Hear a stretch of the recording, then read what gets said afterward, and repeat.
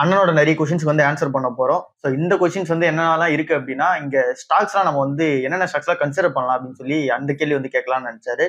ஏன் அப்படின்னா, இப்ப நிறைய ஸ்டாக்ஸ் வந்து பார்த்தீங்கன்னா அப்ஸ் அண்ட் டவுன்ஸ் வந்து போய்கிட்டே இருக்கு. ஸோ அதை பத்தின டீடைல்டா வந்து அவருக்கு நம்ம எக்ஸ்பிளனேஷன் வந்து கொடுத்துடலாம். தென் அவர் கன்சிடர் பண்ண போறாரு அப்படின்னா இந்த மந்த் வந்து காசு வந்துட்டு இருக்கும். அங்க ஆப்வியஸ்லி மந்த்லி சேலரி வந்து வந்துட்டு இருக்கும். ஸோ அப்படி இருக்கும்போது என்னென்ன ஸ்டாக்ஸ்லாம் வந்து இந்த மந்த் கன்சிடர் பண்ணலாம் அப்படின்றது தான் இன்னைக்கான கேள்வி வந்து இருக்கும்போது இதுல இன்க்ளூடிங் மியூச்சுவல் ஃபண்ட்ஸுமே வந்து பார்த்தீங்கன்னா ஆட் பண்ணி தான் நம்ம பேச போறோம். சரி, ஓகே. நானும் அந்த என்னென்ன ஸ்டாக்ஸ்லாம் கன்சிடர் பண்ணுவேன், அவருக்கு என்னென்ன ஸ்டாக்ஸ்லாம் கன்சிடர் பண்ண சொல்றேன் அப்படின்றத இந்த வீடியோல வந்து பார்க்கலாம். சரி, நான் உங்க கேள்வி என்னன்னா ஃபர்ஸ்ட் என்னன்னா, இப்போ நான் வந்து புதுசா மார்க்கெட்டுக்குள்ள வரேன். ஓகேவா? ஏன்னா எனக்கு போன மாசம் வரைக்கும் என்னோட சேவிங்ஸ் எதுவுமே எல்லாம் இஎம்ஐ இது இதுன்னு போயிடுச்சு. இப்போ இந்த மந்த் ஒரு 4000 ரூபாய் வந்து எனக்கு சேவ் ஆகுது.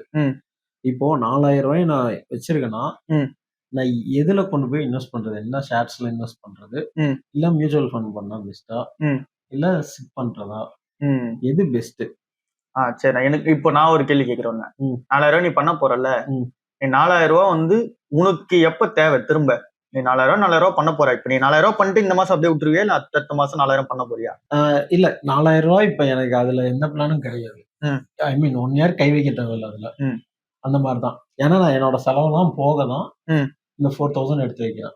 சரிண்ணா, அப்ப அதான் அடுத்த மாசமும் 4000 எடுத்து வைப்பியா? அதான் என் கேள்வி. ஆமா. அடுத்த மாசம் 4000 எடுத்து. ஏன்னா நான் பட்ஜெட் அப்படிதான் போட்டிருக்கேன். இப்ப என் செலவு நான் எல்லாம் போக, என்னோட இஎம்ஐ போக, என்னோட எக்ஸ்பென்சஸ் போக, வீட்டுக்கு எக்ஸ்பென்சஸ் எல்லாம் போக எனக்கு 4000 சும்மா இருக்கு. நான் சரி அதை வந்து சேவிங்ஸ்ல போட்டு வச்சா அதுல எந்த இன்ட்ரெஸ்டும் பெருசா வரப்போறது கிடையாது. கண்டிப்பா வரப்போகுது. எனக்கு இப்போதைக்கு ஒரு 1 இயருக்கு நான் பெருசா அதுல கை வைக்க போறது கிடையாது. அதுல சரி 1 இயர் வரைக்கும் நம்ம எவ்வளவு பண்ண முடியும்னு பார்க்கலாம். அது இது பண்ணிட்டு அதுல 1 இயருக்கு மேலேயும் நம்ம வச்சிருக்கோம், அப்பவும் தேவைப்படலன்னா அப்படியே கன்டினியூ பண்ணிக்கலாம் அப்படின்ட்டு ஒரு ஐடியால இருக்கேன். சரிண்ணா, அப்போ இன்னொன்னு கூட ஆட் என்னன்னா, நீங்க 4000 ரூபாய் பண்றீங்கல்ல, அது பிரச்சனை இல்ல. நீங்க அதுக்கப்புறமேட்டுக்கு அந்த அமௌண்ட் 1 இயருக்கு மட்டும் பண்ண போறீங்கல்ல, அதை மட்டும் கொஞ்சம் எக்ஸ்டெண்ட் பண்ணி ஒரு 10 வருஷத்துக்கு உங்களுக்கு தேவையில்லாத காசு அப்படின்ற மாதிரி நீங்க வச்சுக்கோங்க. 10 வருஷத்துக்கு இப்ப நீங்க போட போற 4000 ரூபாய் வந்து எடுக்க போறது இல்ல அப்படின்னா அந்த அமௌண்ட் மட்டும் உள்ள வைங்க. அதான் பெஸ்ட். இல்ல உங்களுக்கு அர்ஜென்ட்டா தேவைப்படும் அப்படின்னா அது ஸ்டாக்ஸ், மியூச்சுவல் ஃபண்ட்ஸ் எல்லாம் நம்ம போறது. ஏன்னா நம்ம வேல்யூ இன்வெஸ்டிங் உள்ள வரும். இது எல்லாமே வந்து லாங் பீரியட் தான் நம்ம ஹோல்ட் பண்ணாதான் நம்ம வந்து பெனிஃபிட். சோ அதனால இந்த 10 வருஷத்துக்கு மினிமம் வந்து பண்ண போறீங்க அப்படின்னா நம்ம சொல்ற ஸ்டாக்ஸ் உள்ள போயிடலாம். இப்போதைக்கு எனக்கு என்னன்னா அதுல எனக்கு எந்த ஒரு கமிட்மெண்ட்டும் கிடையாது. 4000ல இயற்கை இல்ல, அதுக்கு மேல இருந்துச்சுனாலும் நான் கன்டினியூ பண்ணணும் அப்படின்னா என்னோட இது. அதுக்கு மேல எந்த செலவும் எனக்கு பெருசா இல்லைன்னா நான் கன்டினியூ பண்றேன். அதுல எந்த இது அது 10 வருஷமோ 12 வருஷமோ அதுக்கு இது இல்லாத அளவுக்கு பாத்துக்கலாம். சரிண்ணா, சரி, ஓகே. இப்ப அந்த 4000 ரூபாய்க்கு கணக்கு வருவோம். புதுசா வரவங்க அப்படின்னா நீ ஏற்கனவே இப்போ நீ வந்து ஷேர்ஸ் நியூஸ் எல்லாம் பாத்துட்டு இருக்க அப்பப்போ. அதனால உனக்கு வந்து இண்டிவிஜுவல் ஸ்டாக்ஸ் வந்து கரெக்டா இருக்கும். நீ 4000 ரூபாய்க்கு வந்து இண்டிவிஜுவல் ஸ்டாக்ஸ் எப்படி பண்ணலாம் அப்படின்றத லேட்டரா பார்ப்போம். பட் ஆனா இப்ப புதுசா வரவங்களுக்கு 4000 ரூபாய் பண்றாங்க அப்படின்னா அவங்க ஸ்டாக்ஸ் பத்தி எல்லாம் தெரியாது. ஸ்டாக்ஸ் பத்தி எல்லாம் தெரியாம இருக்கும்போது பேசிக்கா மியூச்சுவல் ஃபண்ட்ஸ்ல இருந்து ஸ்டார்ட் பண்ணலாம். நம்ம மியூச்சுவல் ஃபண்ட்ஸ்ல போது மாசம் 4000 ரூபாய் நீ போட போறியா, 4000 ரூபாய் பிரிச்சு நம்ம போட்டுடலாம். அதாவது நம்ம போட போற 4000 ரூபாய் 100% வச்சுக்கலாம். அது ஃபுல்லாவே வந்து மியூச்சுவல் ஃபண்ட்ஸ்ல எவ்வளவு வச்சுக்கலாம். போக போக கத்துக்கினதுக்கு அப்புறம் ஸ்டாக்ஸ் உள்ள போலாம். சரி, இப்ப மியூச்சுவல் ஃபண்ட்ஸ்ல போலாம். மியூச்சுவல் ஃபண்ட்ஸ் உள்ள நமக்கு நிஃப்டி 50 இருக்குது. அது எல்லாமே நம்ம இண்டெக்ஸ் பேசிவ்லாம் நம்ம போன வீடியோல உங்களுக்கு சொல்லி கொடுத்தோம்ல. அந்த மாதிரி நிறைய ஃபண்ட்ஸ் இருக்குது. இதுல பேசிக்கா இப்ப 4000 ரூபாய் இருக்குது அப்படின்னா இங்க மினிமம் சிப் வந்து 1000 ரூபாய் ஸ்டார்ட் ஆகுது. 1000 ரூபாய் 100 ரூபாய் அப்படின்ற மாதிரி சிப் வந்து ஸ்டார்ட் ஆகுது. இதுல நம்ம எக்ஸாக்ட் ஃபண்ட் நம்பே சொல்லணும் அப்படின்னா நிப்பான் இந்தியா இண்டெக்ஸ் ஃபண்ட் நிஃப்டி 15 இருக்குது. இது எல்லாமே டைரக்ட் ஃபண்ட். டைரக்ட் ஃபண்ட்னு வரும்போது டைரக்டா அவன் நிஃப்டி 50லயே வந்து இன்வெஸ்ட்மெண்ட் தான் பண்ணி ஆகணும். ஃபண்ட் மேனேஜர் இருப்பாங்க, பட் பெரிய ரோல் வந்து இருக்காது. அதனால அவங்க அதுல இன்வெஸ்ட்மெண்ட் பண்ணி ஆகணும். சோ இதுல மினிமம் சிப் கொண்டு வந்து பாத்தீங்க அப்படின்னா உங்களுக்கு 100 ரூபாய் ஸ்டார்ட் ஆகுது. ஓகேங்களா? 4000 ரூபாய் இருக்குது அப்படின்னா இல்ல 100 ரூபாயில இருந்து ஸ்டார்ட் பண்ணலாம். பட் நம்ம ஒரு 1000 ரூபாய்ன்ற மாதிரி வச்சுக்கலாம். நிஃப்டி 50ல உங்க ஏஜ் இருந்தாலும் சரி, என் ஏஜ் இருந்தாலும் சரி, 1000 ரூபாய் தாராளமா பண்ணலாம். 1000 ரூபாய் பண்ணலாம். இதுல வந்து இப்ப என்ஏவி வந்து 45 வந்து இருக்கு. சோ இங்க என்ஏவி ஏற உன்னோட இன்வெஸ்ட்மெண்ட் அமௌண்ட் ஏறும். இப்ப 100 ரூபாய்க்கு வாங்குற அப்படின்னா 2 ஸ்டாக் உனக்கு வரும். அதாவது என்ஏவி வந்து 2 கிடைக்கும். சோ இதுல வந்து நீ நிப்பான் இந்தியா இண்டெக்ஸ் ஃபண்ட் இது வந்து பாத்தீங்கன்னா ஒண்ணு பண்றோம். இது ஒரு 1000 ரூபாய்க்கு. அடுத்தது கொஞ்சம் ரிஸ்க் எடுக்கலாம். ஏன்னா நீங்க மியூச்சுவல் ஃபண்ட்ஸ்ல பண்ணாலும் கொஞ்சம் ரிஸ்க் வேணும்ல. இது எல்லாமே சேஃபரான ஒரு இதுவா இருக்கு. அடுத்தது இதுவும் சேஃபர் கிடையாது, மார்க்கெட் ரிட்டர்ன்லாம் கேரண்டி கிடையாது. பட் ஆனா சொல்றேன். பட் திரும்ப நம்ம அப்படியே கொஞ்சம் ரிஸ்கர் பிட்டா போனா இங்க மல்டி அசெட் ஃபண்ட்னு இருக்கு ஐசிஐசிஐல. இந்த ஃபண்டுமே நல்ல ரிட்டர்ன் வந்து கொடுத்துட்டு இருக்கு. சோ இதுல வந்து நம்ம ஒரு இதுலயும் மினிமம் 100 ரூபாயில இருந்து பண்ணலாம். இதுல ஒரு 1000 ரூபாய் நம்ம விற்போம் போடலாம். சோ 1000 ரூபாய் டைரக்ட் ஃபண்டு, அது வந்து பேசிவ் ஃபண்டா இருக்குது. டைரக்டா இங்க ஃபண்ட்ல இன்வெஸ்ட்மெண்ட் வந்து செகண்ட் வந்து ஐசிஐசிஐயோட இந்த மல்டி அசெட் இது வந்து நம்ம வந்து இந்த ரிஸ்க் எடுக்கிறவங்களுக்கு. ஓகே. சோ அடுத்ததா வந்து இந்த Nippon India gold savings fund இருக்குது. நம்ம கோல்டுல இன்வெஸ்ட்மெண்ட் பண்றோம்ல, சேம் எங்கேயுமே வந்து பாத்தீங்கன்னா கோல்டு சிப்போ கூட பண்ணிக்கலாம். இதுவும் ஒரு 100 ரூபாய் ஸ்டார்ட் ஆகுது. ஓகே. ஏன்னா இதெல்லாம் பிகினரா உள்ள வரவங்களுக்கு. சோ அவங்களாம் வந்து கோல்டு ஒரு போர்ஷன் தான் நல்லா இருக்கும். சோ இதுல ஒரு 1000 ரூபாய் வந்து வச்சுக்கலாம். ஓகே. ஓகேவா? அடுத்ததா வந்து இந்த பராக் பாரிக்கின் ஃபிளெக்ஸி கேப் ஃபண்ட் ஒன்னு இருக்கு. இதுவுமே நல்ல ரிட்டர்ன் வந்து கொடுத்துட்டு இருக்கு. ஓகேங்களா? சோ இது ரெண்டுமே வந்து பாத்தீங்கன்னா அது ஃபண்ட் மேனேஜர் பொறுத்து மாறும். அந்த ரிஸ்க் டேக்கிங் எபிலிட்டி வந்து மாறுது. சரி, இப்ப இந்த ஃபண்ட் வந்தோம் அப்படின்னா இதுல வந்து மினிமம் 1000 ரூபாய் தான் பண்ண முடியும் பராக் பாரிக்ல. மினிமமே 1000 ரூபாய். சோ இதுல ஒரு 1000 ரூபாய் நம்ம வந்து வச்சிரோம். சோ 4000 ரூபாய் இப்படி வந்து பிரிச்சுக்கலாம். நம்ம புதுசா ஸ்டார்ட் பண்றவங்க வந்து பண்ணலாம். பட் ஆனா இங்க இன்னொரு விஷயம் இருக்குது. இதுலதான் பண்ணணும்ன்ற அவசியம் கிடையாது. டைரக்ட் ஃபண்ட் எதுல வேணாலும் ஒரு 1000 ரூபாய் போட்டுக்கலாம். கோல்ட் சேவிங்ஸ் ஃபண்ட் நிப்பான்ல தான் போடணும்னு இல்ல, வேற எதுலனா கூட நம்ம SBI ஒரு கோல்ட் சேவிங்ஸ் ஃபண்ட் இருக்கு, UTI இருக்குன்னு நினைக்கிறேன். சோ இந்த மாதிரி கோல்ட் சேவிங்ஸ் ஃபண்ட் சிப் பண்றதுக்காக நீங்க அதுலயும் வந்து பண்ணிக்கலாம். சோ இது ரெண்டும் வந்து இருக்கு. நம்ம திரும்பி ICICI தான் பண்ணும் அண்ட் தென் பராக் பாரிக் தான் பண்ணணும்னு இல்ல. இது எல்லாமே ஃபிளெக்ஸி கேப் மல்டி அசெட் கேப்பா இருக்குவே. இது எல்லாமே இந்த எல்லா ஃபண்ட்ஸும் கலந்தது இருக்கும். நல்ல ரிட்டர்ன்ஸ் வந்து நல்ல ஃபண்ட் மேனேஜர்ஸ் வந்து இப்ப இருக்காங்க. அதனால இதை சொல்றேன். வேற என்ன ஃபண்ட்ஸ் பண்றீங்கன்னா கூட ரிஸ்க் எடுக்கிறதுக்காக நீங்க மிட் கேப் ஸ்மால் கேப் கூட போலாம். பட் ஆனா அதுல ஒரு 1000 ரூபாய். இதை வந்து கன்சிஸ்டன்சியா பண்ணுவோம். ஒரு 10 வருஷத்துக்கு 4000 ரூபாய் பண்றது அடுத்த வருஷம் 4100 ரூபாய் 4200 ரூபாய் ஏத்திட்டே போகணும். பட் அப்படியே இதுவும் வந்து கண்டினியூ பண்ணும். சோ இது வந்து இங்க ஃபண்ட்ஸுக்கா வரும்போது இப்ப இண்டிவிஜுவல் பர்சனா வரும். நீங்க வந்து ஸ்டாக்ஸ் வந்து பண்றீங்க, கரெக்டா? இப்ப ஸ்டாக்ஸா வரும்போது நம்ம எப்பவுமே சொல்ற மாதிரி தான். நீங்க ஸ்டார்ட் பண்றீங்க அப்படின்னா நம்மளோட கேட்டகரி படி இப்போ நான் என்னன்னா நான் பாக்குறேன் நிறைய யூடியூபர்ஸ் எல்லாருமே பாத்துட்டு இருக்க பெரிய பெரிய யூடியூபர்ஸ் எல்லாம் அவங்க எல்லாமே சொல்றது ஒரே ஸ்டாக்ஸ் வந்து ஐ மீன் ரிப்பீட்டடா ஒரு பர்டிகுலர் ஸ்டாக்ஸை மட்டும் சொல்லிட்டே இருக்காங்க. அதை தாண்டி புதுசா எதுவும் சொல்ல மாட்டேங்கிறாங்க. மெயினா நம்ம தமிழ் யூடியூபர்ஸ் சொல்றேன், நான் மத்தவங்கள சொல்லல, தமிழ் யூடியூபர்ஸ் சொல்றேன். அவங்க வந்து அந்த ஒரு சர்டைன் பர்டிகுலர் ஸ்டாக்குள்ள தான் இருக்காங்க. அதை தாண்டி வர மாட்டேங்கிறாங்க.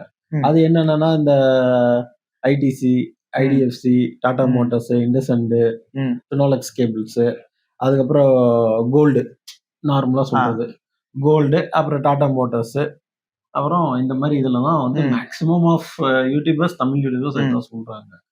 ஏன்னா இப்ப நான் இன்வெஸ்ட் பண்றதுக்கு முன்னாடி நானும் கொஞ்சம் வீடியோஸ் இதெல்லாம் கொஞ்சம் பார்த்துட்டு வந்தேன். ஏன்னா நம்ம தெரிஞ்சுட்டு பண்ணணும். அதுங்காட்டி தான் நம்ம பாத்துட்டு வந்தோம். ஆனா எல்லாரும் இதான் சொல்றாங்க. இதுல பண்ணனா எப்படி கரெக்டா ப்ராஃபிட் வருமா, ரொம்ப லேட் ஆகுமா வர்றதுக்கு? இவ்வளவு நேரம் சொன்னீங்கல்ல, இந்த ஸ்டாக்ஸ் எல்லாமும் நானும் புதுசா வரும்போது எனக்கு இந்த கேள்விதான். ஏன் எல்லாருமே ஒரே ஸ்டாக் சொல்லிட்டு இருக்காங்க? பட் ஆனா எனக்கு அதுக்கடுத்தது என்ன அப்படின்னா, இந்த ஸ்டாக்ஸ் எல்லாம் சொல்றாங்களா, ஃபர்ஸ்ட் அதுக்கான ரீசன் என்ன, அவங்க வந்து கன்சிடர் பண்ற சொல்றதுக்கான ரீசன் என்ன அப்படின்னு சொல்லிட்டு நான் படிக்க ஆரம்பிக்கும் போது இந்த ஸ்டாக்ஸ் எல்லாம் எனக்கு படிக்கிறதுக்கே டைம் அதிகமாயிடுச்சுன்னா இதே நான் வந்து பார்த்தீங்கன்னா படிக்கிறதே எனக்கு கரெக்டா இருக்கு. இன்னுமே இன்னும் இன்டெப்தா வந்து நிறைய விஷயம் படிக்க வேண்டியது இருக்கு. பட் பேசிக்கா படிச்ச வரைக்கும் இன்னமும் இன்டெப்தா போகணும் அப்படின்னு சொல்லி தோணுது. புரியுது. சோ அதனால எனக்கு ஒரு நம்பிக்கை தன்மை வருது.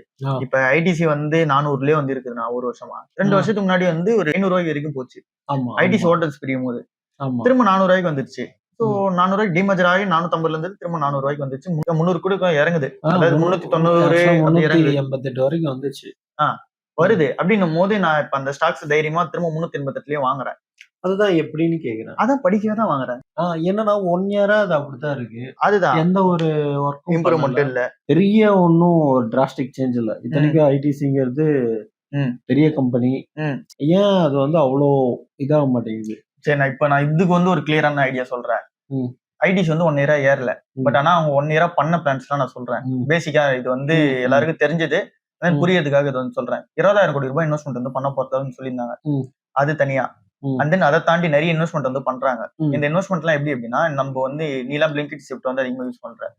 கரெக்டா? பிளிங்கிட் ஷிஃப்ட்ல வந்து ITCயோட மாஸ்டர் செஃப்னு ஒன்று வந்துருச்சா? மாஸ்டர் செஃப் வந்து அதிகமா உள்ள வந்துருச்சு. சோ அவங்க நோட் பண்றாங்க மாஸ்டர் செஃப் வந்து நல்லா போகுது அப்படின்னு சொல்லிட்டு அங்க அதிகமான இன்வெஸ்ட்மெண்ட் வந்து பண்றாங்க. சோ அது கூட வந்து உள்ள ஆட் ஆனா அது மாதிரி அந்த கிளவுட் கிச்சன் வந்து அதிகமா ஆட் பண்ணணுன்றதுனால அந்த பிரசுமான்னு சொல்லிட்டு ஒரு பிராண்ட் வந்து அக்யூர் வந்து பண்றாங்க. அதுக்கான இன்வெஸ்ட்மெண்ட் வந்து பண்றாங்க. சோ அதை அக்யூர் பண்ணிட்டாங்க. சோ இது வந்து ஒரு 2-3 வருஷத்துக்கு அப்புறம் இம்ப்ளிகேஷன் வந்து தெரியும். இது ஒண்ணு.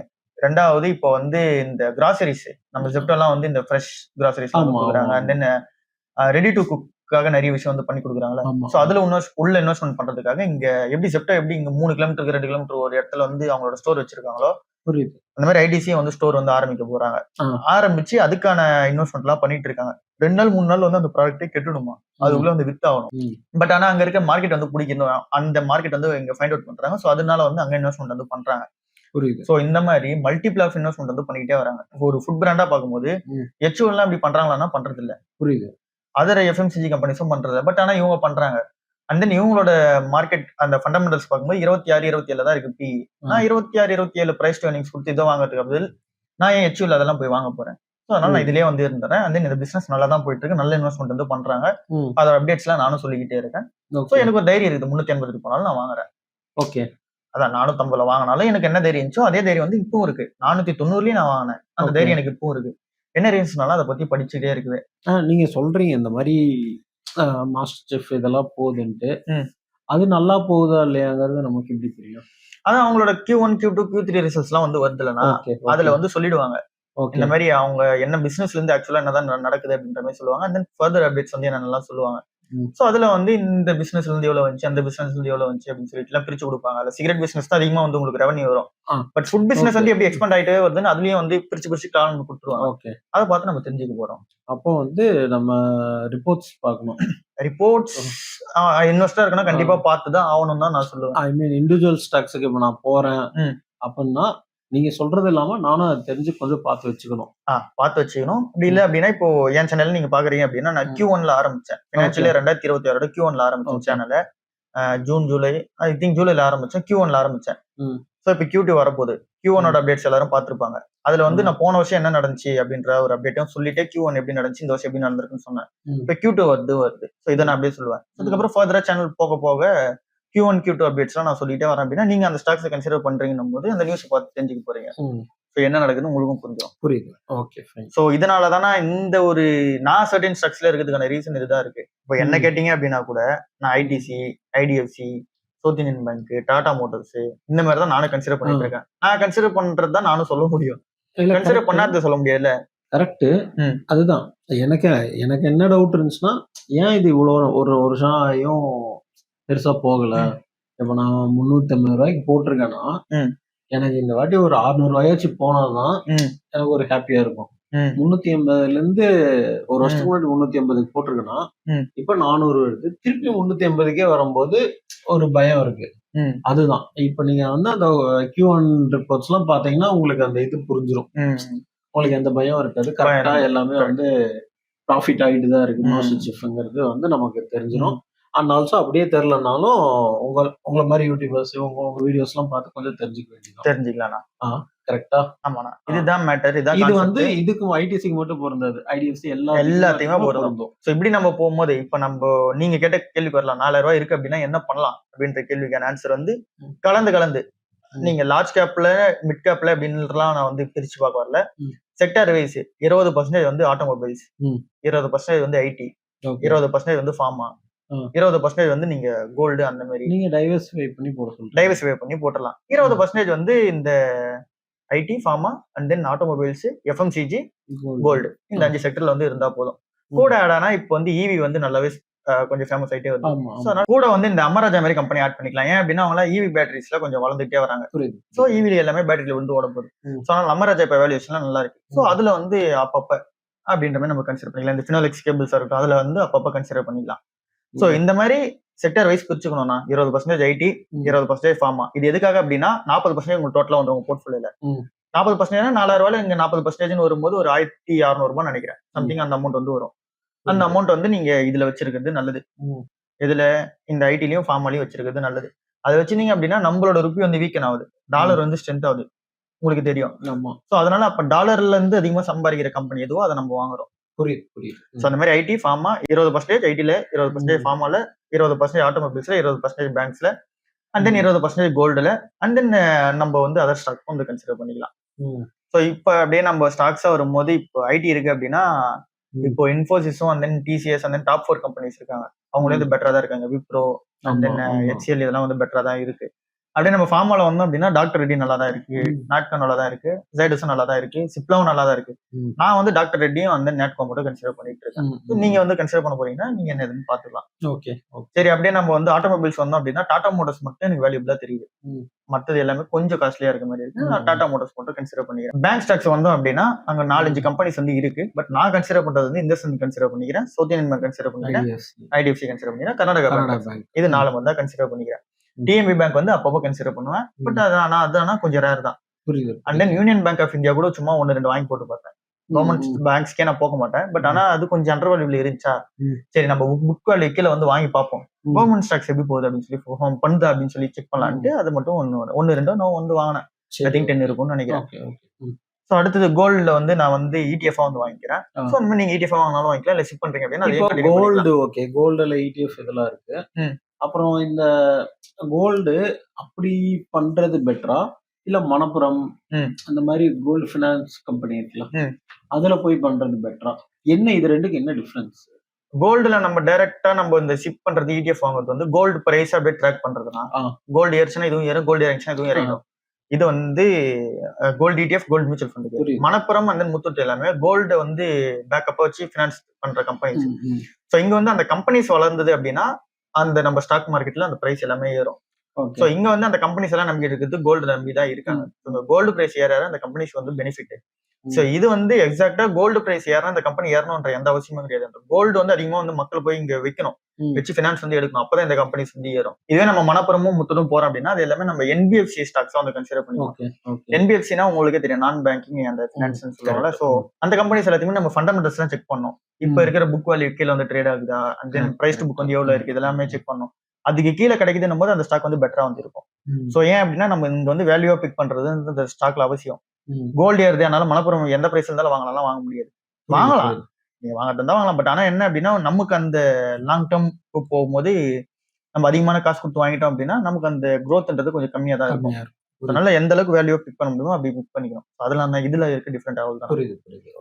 ஸோ இப்படிதானே நான் வந்து கன்சிடர் பண்ணிட்டு இருக்கேன். புதுசா கன்சிடர் பண்ண போறவங்களும் இந்த மாதிரி வந்து கன்சிடர் பண்ணாங்க அப்படின்னா இந்த ஒரு கிளாசிபிகேஷன்ல அவங்களுக்கு பெட்டரா வந்து இருக்கும். சரி, ஓகே, நான் இது எல்லாத்தையும் பிரிச்சு வந்து போட்டுக்கிறேன். 4000 ரூபாய் இருக்கு அப்படின்னா 1000 ரூபாய் இங்க ஐடி, 1000 ரூபாய் ஃபார்மா, 1000 ரூபாய் இந்த ஆட்டோமொபைல், கோல்டு இந்த மாதிரி மாத்தி போட்டு சொல்றேன். அவ்வளவுதான், இப்படி மாத்தி போட்டுக்கணும். ஓகே, இப்போதைக்கு நீங்க சொல்லாத வச்சு புரிஞ்சது 4000 ரூபாய் வந்து 5 டைவர்சிஃபையா பண்ணி போட சொல்றீங்க. ஐடி, பேங்கிங், கோல்டு இந்த மாதிரி நீங்க ஆட்டோமொபைல்ஸ் இந்த மாதிரி பிரிச்சு போட சொல்றீங்க. Okay, fine. இப்போ எனக்கு இது ஓகே. இப்போ எனக்கு ஓரளவுக்கு அண்டர்ஸ்டாண்டிங் வந்துருச்சு. இந்த மந்த் பர்ச்சேஸ் இந்த மாதிரி பண்ணிட்டீங்களா? கண்டிப்பா பண்ணிடலாம். எப்படி இன்வெஸ்ட் பண்ணுங்கிற ஒரு ஐடியாவும் வந்துருச்சு. இப்போ எனக்கு அடுத்தது என்னன்னா, இப்போ ஐடி செக்டர்ல போய் பண்ணலாம்னா, இப்போ ஐடி நிறைய ஏஐ இதனால பயங்கரமா வந்துட்டு இருக்கு. ஓகேவா? அது வந்து எப்படி உன்னை அதுல ஐடில இன்வெஸ்ட் பண்ணலாமா, பண்ண வேண்டாமா அப்படிங்கறத வந்து நீங்க நெக்ஸ்ட் வீடியோல எனக்கு எக்ஸ்பிளைன் பண்ணுங்க. சரி, நான் நெக்ஸ்ட் வீடியோ நம்ம டீடைலா பார்க்கலாம். ஸோ இந்த வீடியோல இதுதான் இந்த வாரத்தோட கன்சிடரேஷன் ஸ்டேஜா வந்து இருக்கு. அதாவது இந்த மந்தோட கன்சிடரபிள்ல இந்த ஸ்டாக்ஸ்லாம் தான் வந்து இருக்கு. ஸோ இதெல்லாம் நீங்க பார்த்து வந்து கன்சிடர் பண்ணுங்க. அண்ட் தென் பிரிச்சு இன்வெஸ்ட்மெண்ட் வந்து பண்ணுங்க. 4000 இருக்கு அப்படின்னா 1000 ரூபாய் பிரிச்சு போடுங்க. இல்ல 1000 ரூபாய் கொடுத்து நம்மளால ஒரு ஸ்டாக் வந்து வாங்க முடியல, ஃபார் எக்ஸாம்பிள் நீங்க டாக்டர் ரெட்டியோ இல்ல நட்கோ வந்து இந்த மாதிரி வாங்குறீங்க அப்படின்னும் போது 1000 ரூபாய் அதிலே போயிடுது, 1200 ரூபாய் போயிடுது அப்படின்னும் போது ஒன்றும் பிரச்சனை இல்லை. நீங்க ஒரு கம்பெனி இப்போ வாங்கிட்டீங்க அப்படின்னா ஏதோ செக்டர் வந்து விட்டுருங்க. ஃபார் எக்ஸாம்பிள் இப்போ ஐடியில் இருக்கிற அந்த 1000 ரூபாய் எடுத்துட்டு வந்து நீங்க ஃபார்மால வாங்குறீங்க அப்படின்னா நெக்ஸ்ட் டைம் ஃபார்மால வாங்காதீங்க, ஐடியில இருந்து வாங்குவேன். ஸோ இந்த மாதிரி தான் வந்து நம்ம பிரிச்சு போய் ஆகணும். வேற வழி இல்லை. இங்க வந்து எந்த டைம்லயும் மார்க்கெட் வந்து டக்குன்னு ஏறிட போறது இல்லை. ஸோ அதனால டைம்ன்றது இருந்துகிட்டே இருக்கும். ஏதோ ஒரு ஸ்டாக் வந்து அண்டர் வேல்யூல இருக்கும், அதை நம்ம வாங்கிட்டே இருக்கலாம். ஸோ அதனால மிஸ் ஆயிட போகுது அப்படின்னு சொல்லிட்டு ரொம்ப எல்லாம் பேனிக் ஆக வேணாம், பொறுமையாக இன்வெஸ்ட்மெண்ட் வந்து பண்ணலாம். ஸோ இவ்வளவுதான் இன்னைக்கான வீடியோ. அடுத்த வீடியோல வந்து நம்ம இந்த ஐடி ஸ்டாக்ஸ் பத்தி நம்ம வந்து டீட்டெயிலாக வந்து பார்ப்போம். அவ்வளவுதான் நண்பர்களே, பாய். நன்றி.